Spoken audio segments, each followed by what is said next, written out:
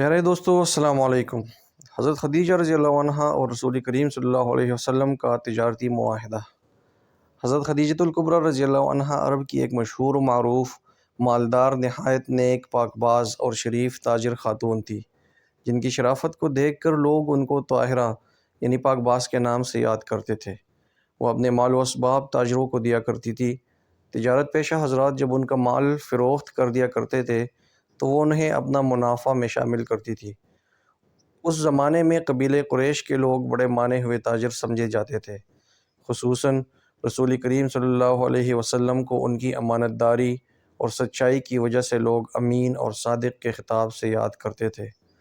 حضرت خدیجہ رضی اللہ عنہا کو جب رسول کریم صلی اللہ علیہ وسلم کے اخلاق و عادات اور شرافت و دیانت کا پتہ چلا تو وہ آپ صلی اللہ علیہ وسلم سے بہت ہی زیادہ متاثر ہوئی، اور انہوں نے نبی کریم صلی اللہ علیہ وسلم کو یہ پیغام بھیجا کہ اگر آپ میرا مال لے کر تجارت کے لیے ملک شام تشریف لے جائیں تو میں جتنا حصہ دوسروں کو دیتی ہوں آپ کو ان سے دگنا دوں گی۔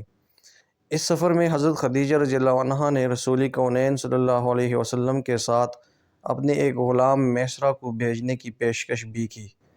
نبی کریم صلی اللہ علیہ وسلم بھی اس نیک تاجر خاتون کی عادات و اطوار سے واقف تھے، چنانچہ آپ صلی اللہ علیہ وسلم نے حضرت خدیجہ رضی اللہ عنہا کے اس پیغام کو قبول فرما لیا۔ چند روز بعد حضرت خدیجہ رضی اللہ عنہا کے مال تجارت اور میسرہ کو ساتھ لے کر نبی کریم صلی اللہ علیہ وسلم ملک شام کے سفر پر روانہ ہوئے۔ شام میں نبی کریم صلی اللہ علیہ وسلم نے ایک جگہ پر قیام فرمایا۔ وہاں عیسائیوں کی ایک عبادت گاہ تھی جس کے قریب ہی ایک درخت بھی تھا۔ پیارے نبی حضرت محمد صلی اللہ علیہ وسلم اس درخت کے نیچے بیٹھ گئے۔ گرجا گھر میں ایک راہب تھا۔ جب اس نے نبی کریم صلی اللہ علیہ وسلم کے مبارک اور روشن چہرے کو دیکھا تو بہت متاثر ہوا۔ اس نے حضرت خدیجہ رضی اللہ عنہ کے غلام میسرہ سے پوچھا، اس درخت کے نیچے بیٹھا ہوا آدمی کون ہے؟ اس نے جواب دیا، یہ ایک قریشی نوجوان ہے جو مکہ میں رہتا ہے۔ اس راہب نے کہا، میرا بڑا طویل تجربہ ہے، جس درخت کے نیچے تمہارا یہ ہمسفر ساتھی بیٹھا ہوا ہے اس کے نیچے آج تک نبی کے بغیر کوئی نہیں بیٹھ سکا۔ پھر چند ہی روز میں نبی کریم صلی اللہ علیہ وسلم حضرت خدیجہ رضی اللہ عنہا کے جو تجارتی ساز و سامان وغیرہ اپنے ساتھ لائے تھے اسے اچھے داموں میں فروخت کیا، اور جو کچھ خریدنا چاہتے تھے وہ سب خریدا، اور پھر مکہ مکرمہ کے لیے واپس روانہ ہوئے۔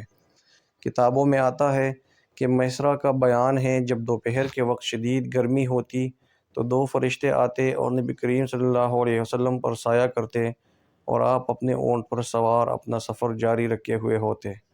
جیسے جیسے آپ آگے بڑھتے جاتے سایہ بھی ساتھ ساتھ چلتا۔ شام سے واپس ہو کر جب نبی کریم صلی اللہ علیہ وسلم کی سواری مکہ مکرمہ میں داخل ہوئی تو دوپہر کا وقت تھا۔ اس وقت حضرت خدیجہ رضی اللہ عنہا اپنے بالا خانے میں بیٹھی ہوئی تھی۔ ان کی نظر نبی کریم صلی اللہ علیہ وسلم پر پڑی تو دیکھا کہ وہ دو فرشتے آپ پر سایہ کیے ہوئے ہیں۔ جب نبی کریم صلی اللہ علیہ وسلم مکہ مکرمہ واپس تشریف لائے اور حضرت خدیجہ رضی اللہ عنہا کو وہ مال پیش کیا تو اس کا منافع عام حالات سے بڑھ کر کئی گنا یا اس کے قریب تر تھا۔